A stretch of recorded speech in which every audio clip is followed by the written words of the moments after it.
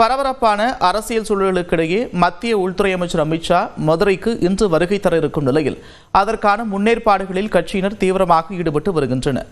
சட்டமன்ற தேர்தலுக்கு சரியாக இன்னும் ஓராண்டே இருக்கும் நிலையில் பாஜகவில் தேர்தல் பணிகளை தீவிரப்படுத்துவதற்காக இன்று இரவு 9 மணிக்கு அமைச்சர் அமித்ஷா மதுரைக்கு வர இருக்கிறார்.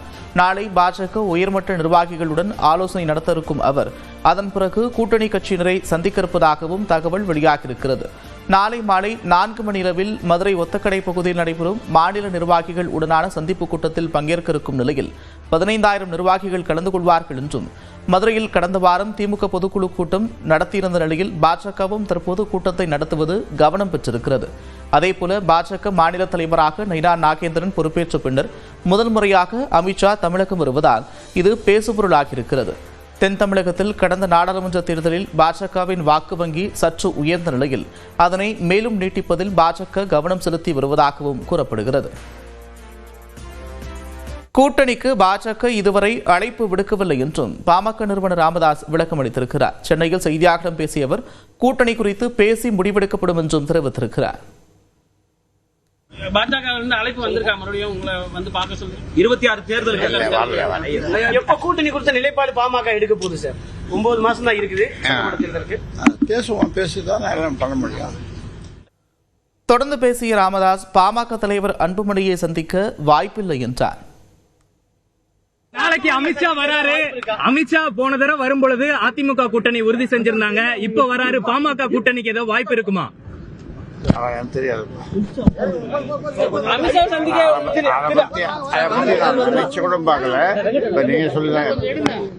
அன்புமணியை சந்திக்க வாய்ப்பு இருக்காங்க. சென்னைக்கு வந்திருக்கீங்க.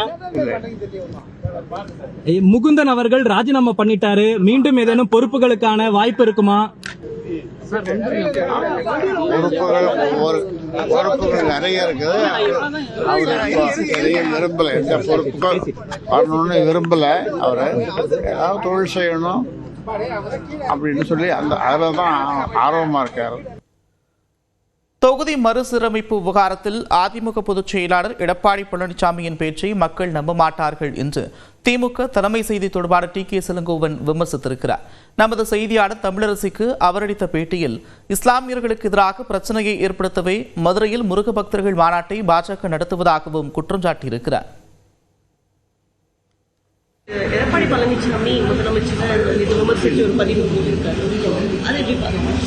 அது அவர் எதையாவது சொல்லணும், திமுகவை திட்ட வேண்டும் என்பது அப்படி செய்தால்தான் நம்மை மக்கள் ஏற்றுக்கொள்வார்கள் என்று கருதுகிறார். அவருடைய ஆட்சி காலத்திலே அவர்கள் அதிமுக பாஜகவின் அடிமைகளாக இருந்தார்கள். இப்பொழுது கூட பாஜகவின் அடிமைகளாக அவர்கள் தொடர்கிறார்கள்.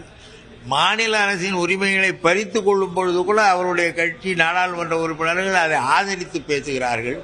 இப்படிப்பட்டவர்கள் பேச்சையெல்லாம் மக்கள் நம்ப மாட்டார்கள். மக்கள் எடப்பாடி பேசினாலே அவர் ஒரு அடிமையாகத்தான் பேசுகிறார் என்பது மக்களுக்கு, பாஜகவின் அடிமையாக பேசுகிறார் என்பது மக்களுக்கு நன்றாக தெரியும். அதே போல மதுரையில் நடக்கக்கூடிய இந்த முருகன் மாநாடு எப்படி பாக்குறீங்க? அதுக்கு நிறைய விமர்சனங்கள் எழுந்திருக்கு. உங்களுடைய பதில். முருகன் தமிழ் கடவுள். அமித்ஷா எதற்கு வந்து இந்த மாநாட்டிலே கலந்து கொள்கிறார் என்று எனக்கு தெரியாது. முருகன் அசைவ கடவுள். அவர் குறவர் இனத்தைச் சேர்ந்தவர். முருகனுடைய வரலாறு கூட தெரியாதவர்கள் முருகன் மாநாட்டை நடத்தி கொண்டிருக்கிறார்கள் என்பதுதான் வேடிக்கை. முருகன் தமிழ் கடவுள், தமிழ் பண்பாட்டின்படி நடக்கிற கடவுள். அந்த வகையில் இவர்கள் ஏதாவது ஒரு இஸ்லாமியர்களுக்கு எதிராக ஒரு பிரச்சனையை கிளப்ப வேண்டும் என்பதற்காக இந்த முருகன் மாநாட்டை அவர்கள் நடத்துகிறார்கள். அங்கே உள்ள மக்களே நாங்கள் ஒற்றுமையாக இருக்கிறோம், நீங்கள் குறுக்கிடாதீர்கள் என்று சொன்ன பிறகும் கூட இவர்கள் அதை செய்கிறார்கள் என்றால் அதற்கான பலனை அவர்கள் அனுபவிப்பார்கள். பெங்களூரு கூட்ட நெரிசலில் சிக்கி 11 பேர் உயிரிழந்ததற்கு பொறுப்பேற்று கர்நாடக மாநில கிரிக்கெட் சங்க செயலாளர் மற்றும் பொருளாளர் பதவி விலகிய நிலையில் கர்நாடக கிரிக்கெட் சங்க அலுவலகத்தில் சிஐடி அதிகாரிகள் விசாரணை நடத்தி வருகின்றனர். IPL கிரிக்கெட் தொடரில் 18 ஆண்டுகளுக்கு பிறகு RCB அணி சாம்பியன் பட்டம் வென்ற நிலையில் பெங்களூருவில் கடந்த புதன்கிழமை நடந்த வெற்றி கொண்டாட்டத்தில் பல லட்சம் ரசிகர்கள் திரண்டபோது கூட்ட நெரிசலில் சிக்கி 11 பேர் உயிரிழந்தனர். இந்த சம்பவம் நாடு முழுவதும் பெரும் அதிர்வலைகளை ஏற்படுத்திய நிலையில் இந்த விவகாரம் தொடர்பாக RCB அணி நிர்வாகம், கர்நாடக மாநில கிரிக்கெட் சங்க நிர்வாகிகள் மற்றும் நிகழ்ச்சி ஏற்பாட்டாளரான DNA நிறுவன அதிகாரிகள் மீது வழக்கு பதிவு செய்யப்பட்டது. இந்நிலையில் கூட்ட நெரிசலில் 11 பேர் உயிரிழந்ததற்கு பொறுப்பேற்று கர்நாடக மாநில கிரிக்கெட் சங்க செயலாளர் சங்கர் மற்றும் பொருளாளர் ஜெயராம் ஆகியோர் பதவி விலகியுள்ளனர். இது தொடர்பாக அவர்கள் இருவரும் மாநில கிரிக்கெட் சங்க தலைவருக்கு கடிதம் எழுதியுள்ளனர். அதில் கூட்ட நெரிசல் சம்பவத்தை தொடர்ந்து கடந்த 2 நாட்களாக எதிர்பாராத நிகழ்வுகள் நடந்துவிட்டதாக குறிப்பிட்டுள்ளனர். தங்களின் பங்கு மிக குறைவாக இருந்தாலும் தார்மீக பொறுப்பேற்று தங்களது பதவியிலிருந்து விலகுவதாக கூறியுள்ளனர். இந்நிலையில் 11 பேர் உயிரிழப்பு தொடர்பாக கர்நாடக கிரிக்கெட் சங்க அலுவலகத்தில் CID அதிகாரிகள் விசாரணை நடத்தி வருகின்றனர்.